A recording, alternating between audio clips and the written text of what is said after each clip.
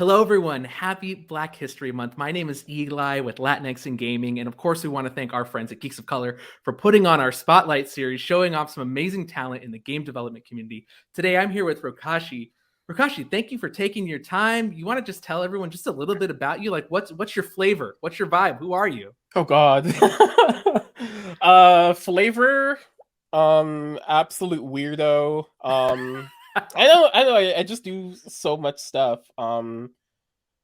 Uh God, I even know where I would begin. Like I'm a writer, I Mhm. do game development, community management, Before we um, got on this recording, I saw your Star direct Wars shirt. events, Star Yeah. Wars. Yes, yeah. Before we got on, I saw your Star Wars shirt, so I think you got to show this off. You got to show everyone your Rebel. Yes, I love it. Yeah, see, we're Force all is nerds strong. here. Geeks of color. See, The Force is even strong. even like the clothes in my closet are like coordinating with my shirt. It's ridiculous. This is I look. You are on a point to a level that I could never aspire to be. But it's let's move away Oh from God. aspiring and let's talk about inspiring. Right? What inspired you to get into games? What was your journey? Tell me a little bit about that. It's really interesting because like I originally went to school for journalism, Okay. and around that time I was only, playing games, or just like writing about games. Mm-hmm. Um because here in Reviews, that stuff. yeah, pretty much. Okay. Because here in Toronto, Sony, Microsoft, Nintendo usually would have a lot of like press events, and I would go Mm. there and I would like play the games, talk to people, and stuff like that. But what a lot of people don't necessarily know is Toronto is like a pretty big in terms of like independent game development. So there's a Yeah. lot of like communities of people, creating their own games, creating their own, it could be like physical A games, like alt games, alt controller, yeah. using makey etc. Yeah, board And games, VR, AR, all the exactly, yeah, all exactly, of them. all those Yeah. things. And I don't know, it was like one time when they were having a game jam and they were like, "Oh, would you like to participate?" And I'm just like, I don't know. Like I don't make games. I just write about them. And uh I don't know. I decided to like challenge myself Mm. and just make a game in Twine. And I made that game in Twine. That was really fun. That was a very weird weekend. It was like 3 days. Oh my God. And yeah, people really liked it. And it just ended up being in like novels and magazines and stuff. And I was like, who am I? Like, what am I doing? Where can I buy this game? Let's promote it. Let's pimp it It's out. actually, well, I'm fine. It's free on itch.io. Okay, So yeah, it's free on itch. yeah, Okay. so rokashi.itch dot You know what? I got you. I'm going to put the links in the description. I'll put them in. I got you. Don't worry about that. But, something that caught my eye when we were kind of connecting and you were submitting your information for these interviews is that you're working on the Playdate, right? So I Yes, want I to jump into am. that. Yeah, I want to jump into that in a second. But, like, with the Switch, there's, oh my gosh, that's so cool. With the Switch, there's this like revival of handheld gaming in a way, right? Whether it's the Steam Deck, the analog pocket, and of course the Playdate. So, you want to talk a little bit about your Playdate game? I know it has the crank. You have an actual Playdate there. That's Yeah. incredible. So I have a team, Okay. and we've been working on Faraway Fairway for the Playdate for about a year now. Wow. I think Okay. it's been a year. Oh my man, what is time? Like I anyway, No, so it's still March 2020. I know what you're talking about. I Yeah. know it's like March 600 and something. I don't know. But like, yeah, we've been like working on Faraway Fairway for about a year, and I was really excited to work on the Playdate Hmm. because they offered me a dev kit, which is the Playdate Yeah. Of itself, course. Yeah. and I was like, I don't really think this through. Like, I don't even know what I'm gonna make, but one thing that's very important to me in terms of like creating video games is mental health. So I Yeah. definitely want to like make something about that. So I designed a arcade golf procedurally generated game that focuses on mental health, which is very weird. Like, it sounds very weird, like That's it's a still lot of weird to me. something. Yeah, it's very weird to me. um but yeah, like I don't know, it just makes me really happy because like not a lot of people like talk about like mental health in general, like Yeah. outside of games. Mm, So I want to mm. like bring more of that to the table and make the playstyle very unique. And the playdate is incredibly unique. So it was kind of like everything just like worked. So it's been pretty great. And I'm pretty excited for it to come out and for people to play it. Okay, so this is a golf game. How are you incorporating the crank? So you use the crank to like power up the Yes. ball to see how far you could hit it. Would you mind showing off the Playdate just again so people can see that this is Let's a see. handheld device?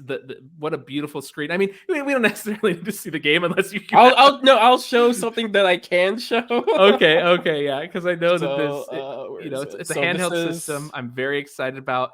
There's Pulp, which is that open source, right? Like the online web development tool for the Playdate, right? Like, yes. So Pulp is yeah, it's all like web based, and you could just like create your games in browser, which is really yeah, neat. like drag and drop style, like that. Maybe some other like. Yeah, it does have a little bit of those like of that functionality. And what's really cool is that you could just port straight to the Playdate on Pulp Oh. and then like immediately play it from there. So we want to like it. I just want more people to like at least try it because it's kind of like the same feeling that I had when I first got into like using Twine. And I'm just like looking at it. I'm like, I have no idea what the hell I'm supposed to do with this program. Like, I have no idea. But just once, like, there's a lot of like resources out there. I know like Mm. Pulp is still like fairly new, and like resources are like slowly coming out.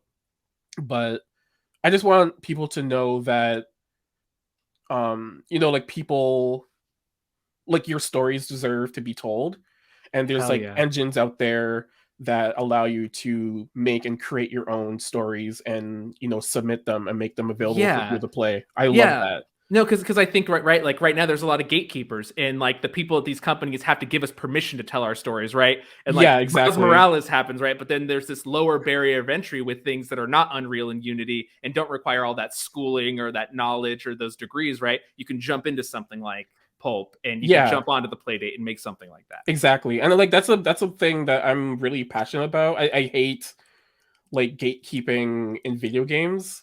It's just like people put so much like weight under what it means to be a game maker or game creator of any sort. Mm. And like there are still people out there who don't even consider like Twine games like video games, and I'm just like, fuck that.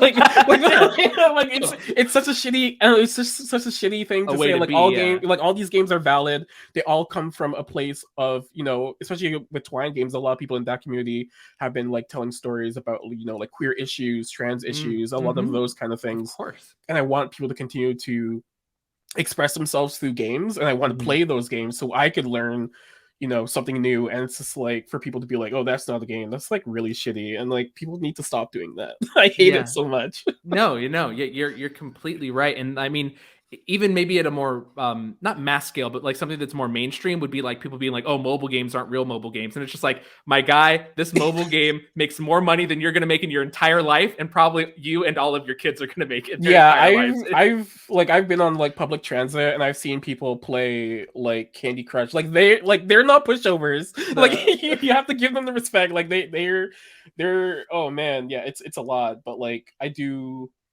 want people to realize there's just various types of games, and it doesn't matter Yeah, like what skill level or anything like that. You're still capable of playing these telling your games, or story. yeah, telling your stories, or uh just anything like that. Trying something, Yeah.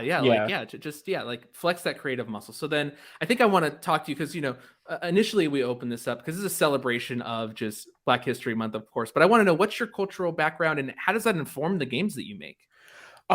So in my background, my dad's side is from Jamaica, and Mm, some of my mom's side is from Cuba. yeah. So it's really interesting because like that's something I learned a lot later on in life, and I'm trying to I'm like taking my time like learning more Yeah, about of like course. that side of my family.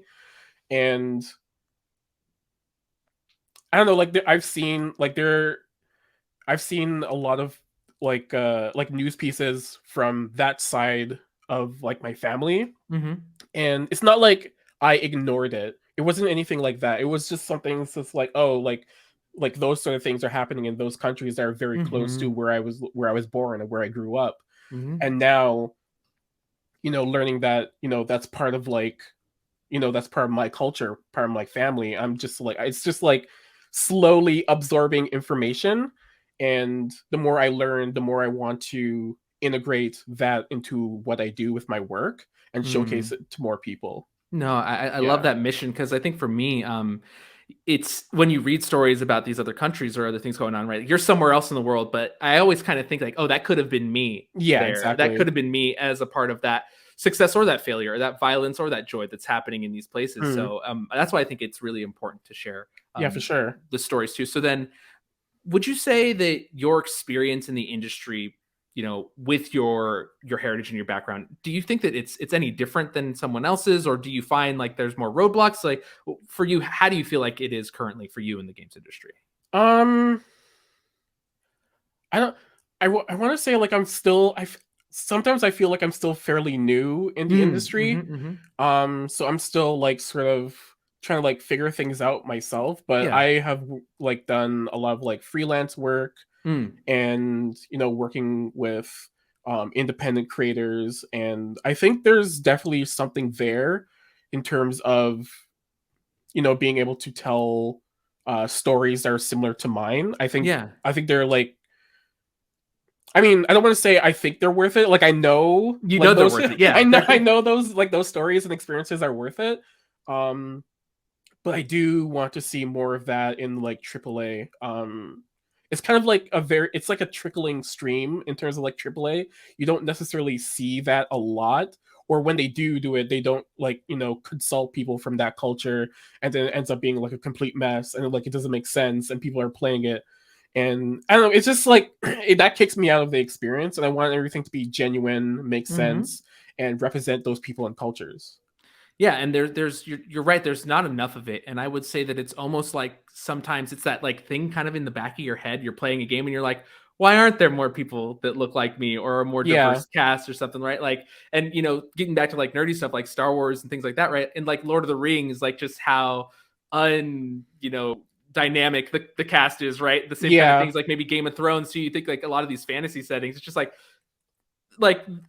people of color have been around since the dawn of time. Yeah, It's like yeah, exactly. It's just yeah, like, like wired out of them, permeating into these other mediums of these other nerddoms in a sense. yeah, and it's wild because like I see that all the time on like social media, where they'll be like, oh, this person in this movie or TV show is, they're black or they're a person of color, and people are like, oh my god, and like they get all mad. I'm just like, shut up. Like it's so weird when there's like a very obvious default, Yeah. and people are so used to it, so when they see something different, they're just like, they just completely write it off without even seeing it. Like it doesn't make sense. Like Hmm. it's so stupid that people could be like so like just like narrow-minded and not like thinking outside of the box and being like, Mm. oh well, this is interesting, it's different, like what kind of like how different can it be, um or what can I learn from it? Like nobody really asks those questions. They just want to continue seeing what they've always been seeing,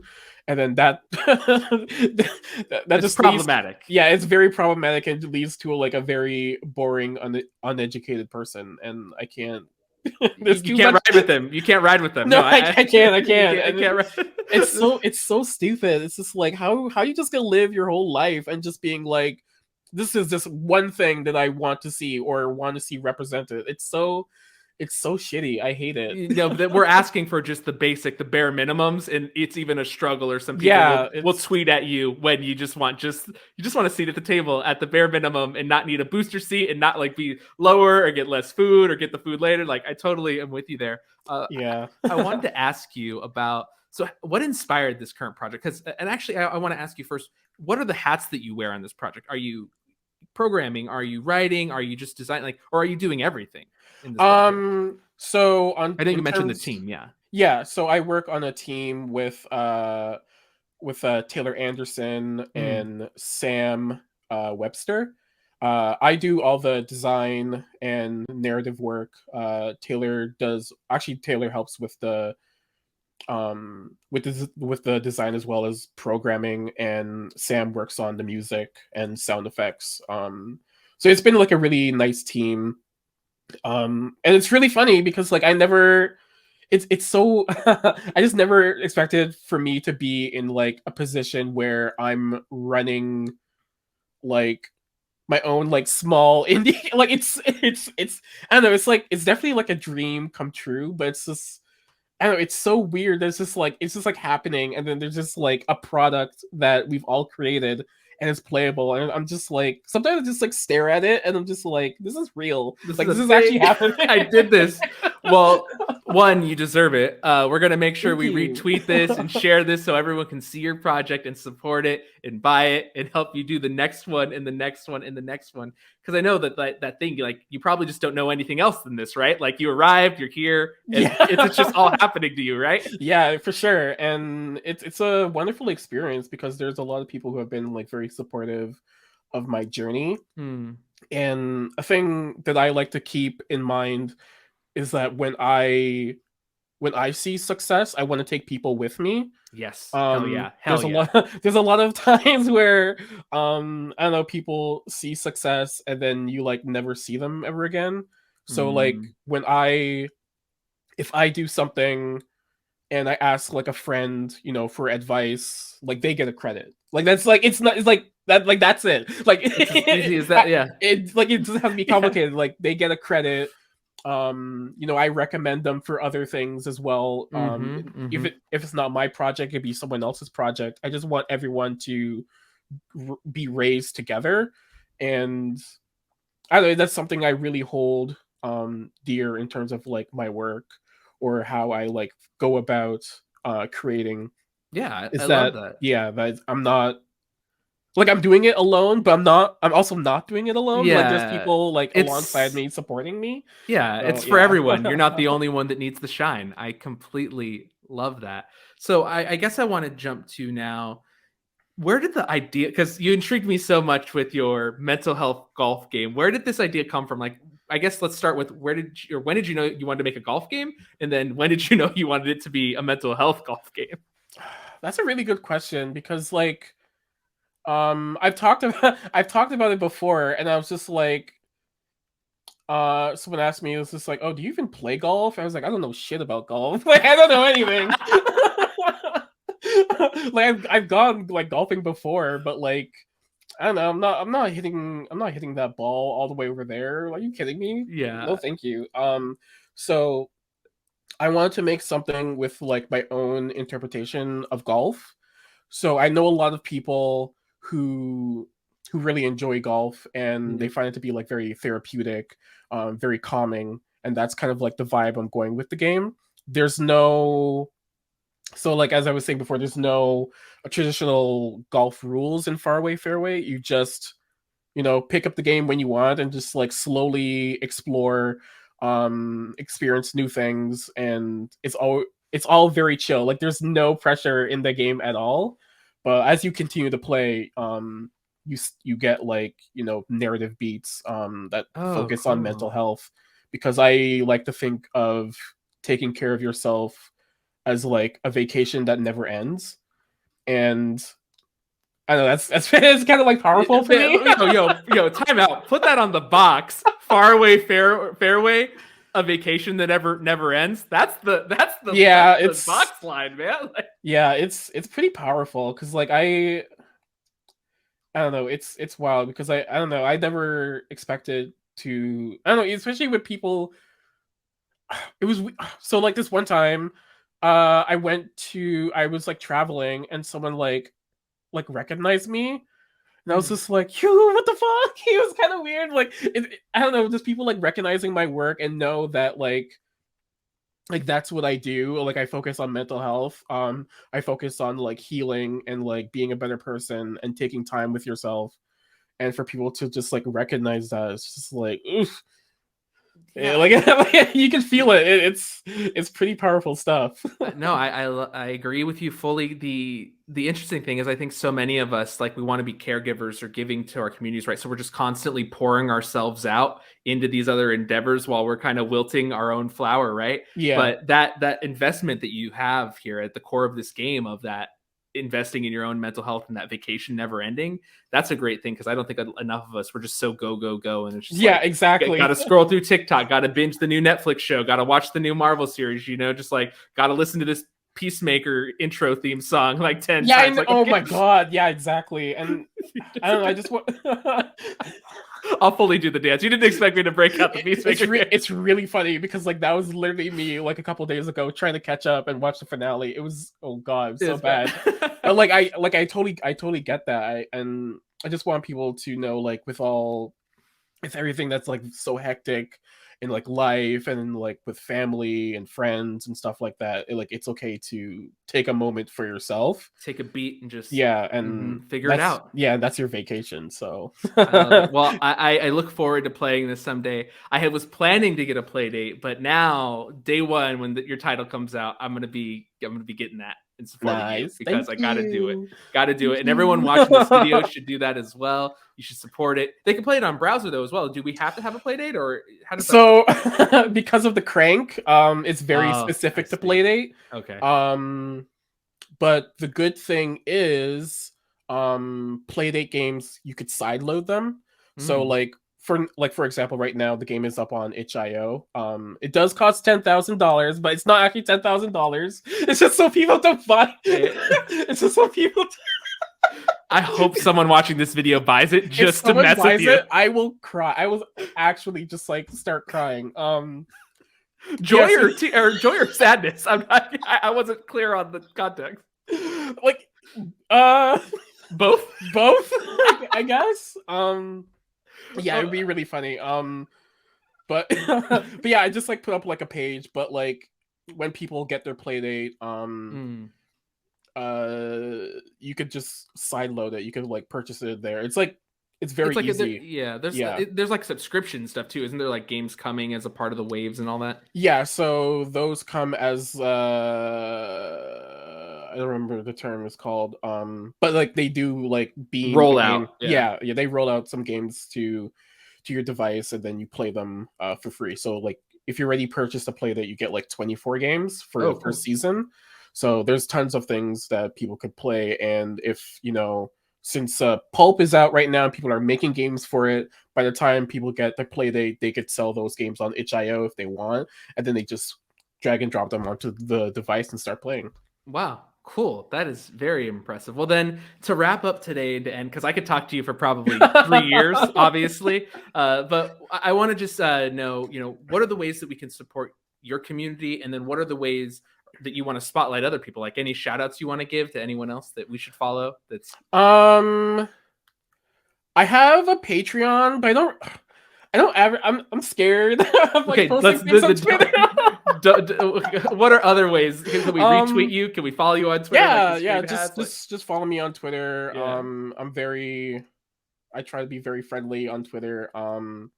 One person who has like supported me for a very long time, Courtney Sparkly Kiss. I met them a very long time ago, and they've supported me a long time. Also, Lego Butts Felix has also supported me, so I wanted to give them a shout out. I love that. Give them Yeah. the shout outs. Yeah, because it's always good to share the people that inspire you, or the people that build you up too. Exactly. While you're also getting a little bit of shine. You deserve it. I'm so excited. Can't wait to play your mental health golf game. Thank you for taking the time to talk with us. Yeah, today. for sure. Anytime. Yeah. So of course people can follow you there. We'll put descriptions and links and all that below so people can follow and find you. But once again, I'm Eli with Latinx and Gaming. Thank you all for watching. And of course, thank you to Geeks of Color for putting on our Spotlight series.